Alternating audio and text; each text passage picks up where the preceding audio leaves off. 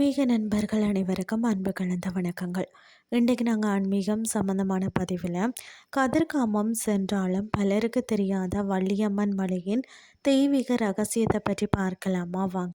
இலங்கையின் தென்பகுதியில் அமைந்துள்ள கதிர்காமம் திருத்தலமும் அதனை சூழ்ந்துள்ள மலைகளும் முருகப்பெருமான் மற்றது வள்ளியம்மன் ஆகியோரின் தெய்வீக காதலோடும் வரலாற்று புராணங்களோடும் பிரிக்க முடியாதபடி பிணைக்கப்பட்டுள்ளன.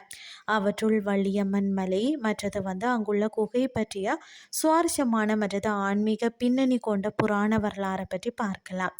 வள்ளியம்மன் மலையின் பின்னணி என்னன்னு சொல்லி பார்த்தீங்கன்னா, அடிவாரம் முதல் உச்சி வரை கதிர்காம பகுதியில் அமைந்துள்ள 7வது மலை அல்லது தனித்துவமான ஒரு குன்றாகத்தான் இந்த வள்ளியம்மன் மலை கருதப்படுகிறது. அதாவது பார்த்தீங்கன்னா, வேடுவ குல தலைவனான நம்பிராஜனால் வளர்க்கப்பட்ட தெய்வீக பெண்ணான வள்ளி நாச்சியார் திணைப்புணம் காத்து முருகப்பெருமானை நினைச்சு தவம் இருந்த இடமாகத்தான் இந்த மலை போற்றப்படுகிறது. புராணங்களின்படி இந்த மலைப்பகுதியை சுற்றியுள்ள காடுகளில் வாழ்ந்த வேடர்களின் தலைவரான நம்பிராஜனுக்கு மகளாக வள்ளி வளர்ந்தவர். அவர் கதிர்காம முருகனை தவிர வேறு யாரையுமே மணப்பதில்லை என்ற உறுதியோடும் இந்த மலைப்பகுதியில் திணைப்பயிர்களை காவல் காத்து வந்தாவாம். வள்ளியம்மன் மலையில் உள்ள குகை முருகப்பெருமான் வள்ளியை ஆட்கொள்வதற்காக நிகழ்த்திய திருவிளையாடல்களில் ஒரு முக்கிய சாட்சியாக தான் இருக்கிறது. என்னன்னு சொல்லி பார்த்தீங்கன்னா, இளம்பெண்ணான வள்ளியை காண்பதற்காக முருகப்பெருமான் ஒரு வயதான முதியவர் வடிவத்தில் எடுத்து இந்த மலைக்கு வந்தவர் திணைப்புணத்தில் இருந்த வள்ளியிடம் தாகத்திற்கு தண்ணீர் கேட்டார். அதுவும் வள்ளி அவருக்கு நீர் கொடுத்த பிறகு முதியவர் அவளை திருமணம் செய்து கொள்ளும்படி கேட்டாராம். இதனால் கோபமடைந்த வள்ளி அவரை நிராகரித்து விலகி செல்ல முயன்றார்.